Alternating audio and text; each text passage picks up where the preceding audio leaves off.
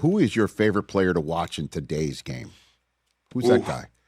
Where you're I can't give you one, okay, but I would start with Kevin Durant and Booker, and I'll tell you why. And Gilgeous-Alexander. I feel that the greatest players in the game have to have a mid-range game. And I'm going to put Curry with that too. Curry is the greatest three-point shooter ever. And I would challenge anyone, and I would say part of that, of course, is because he makes the shot. But part of that is because he's the greatest cutter ever. What does he and Reggie Miller have in common? Their footwork and their cutting. And so let's just say Steph, his threat is he can make the next three-pointer and you better get up on him. As soon as you do, he's going to back cut you and he's going to finish with a layup. And so to me, players that have the nuance, players that can score anytime, I do not like specialists. I love guys that can go to work. Of course, Jaylen Brown, what he's done this year. I mean, so watching, guys like that can go to work and get their shot anywhere, those are the guys I love watching to play. Well, and I just, again, when you played, Chris, obviously you had me at hello from jump. But the thing that I was always marveling watching you play was a man of your size being able to move the way that you did, the way that you could run the floor, the way that you could finish, certainly with ferocity around the rim. What do you think of when you see Victor Wembanyama play, Chris? Man, my kid's favorite movie. I don't know why he hasn't been called this, so we might have to track it because I haven't heard him call it. But he's an avatar, man. He's like his skill and his talent is incredible, and his hunger and respect for the game match that. To me, you have to have a respect for your craft that everyone can see, touch, and feel. I think LeBron had it when he first came into the game, the way he would pay homage to the Kobe's, them, that Kobe had it, that Jordan had it, who still doesn't say he's the best.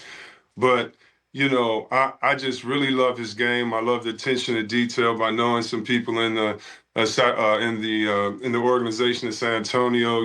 I know he's a great teammate, and so he is someone that I would put in that category. Also with Jokovic. I love big guys that can pass, dribble, and do everything, and That's what I love. Would I like to see him in the post a little bit more? Of course, but that's going to be every day because he's that great. But to have that skill set at that size, that's what the game is all about. Whether you're 5'5" like a Muggsy Bogues or 7'6" like Wembanyama, can you dribble twice, hit a jump shot? Does your pump fake work? Can you get to the hole? And are you respected late in the game for your free throws? And so those guys definitely fill that role. Yeah, I mean, it's interesting you say it reminds you of Avatar. And again, Chris Brockman, who you'll get to know on a weekly basis here on the program, who you met when you were physically here in studio. Go ahead and say what you said in my ear, because that is exactly what an avatar is. Go ahead and say it. Yeah. So just every photo or still shot you see of Wemby, it looks photoshopped. It doesn't look real. It doesn't look real.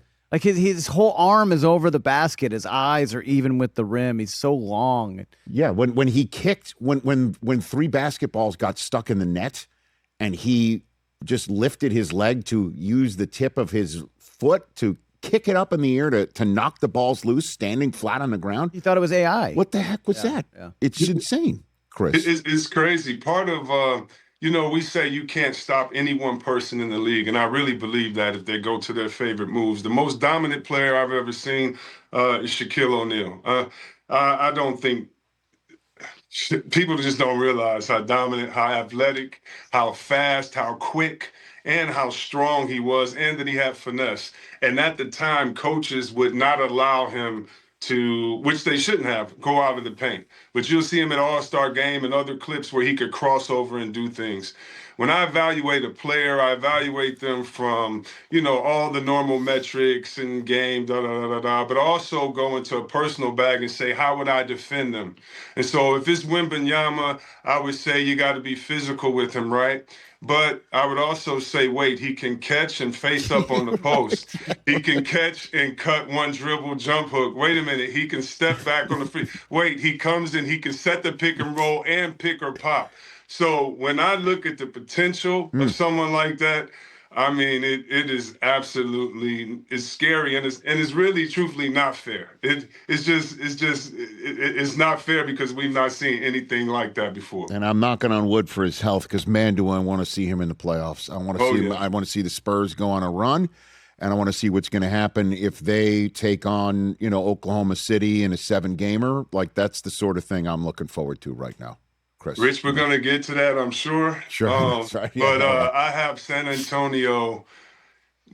Everybody's sleeping on San Antonio. When Fox went there last year, I just laughed and talked to Popovich, and, we love you, Pop. But if you remember their team with the great Tim Duncan and David Robinson, they had height, but what did they have? They had Tony Parker. Why was he special? In a time with Shaquille O'Neal, this guy was at the top of points in the paint because of pick and roll and that little hook shot he had. So he put defenses in a terrible situation because he got in the paint and could pass out to shooters like Ginobili and others, right? That's all Fox and these guys are going to do. And I just watched them get better and better and better. And I think they're going to surprise some people with the potential that they have coming together earlier than people thought. Hey, you made it all the way to the end. Thanks for that. Check us out every single day streaming live on Disney Plus and the ESPN app 12 to 3 Eastern.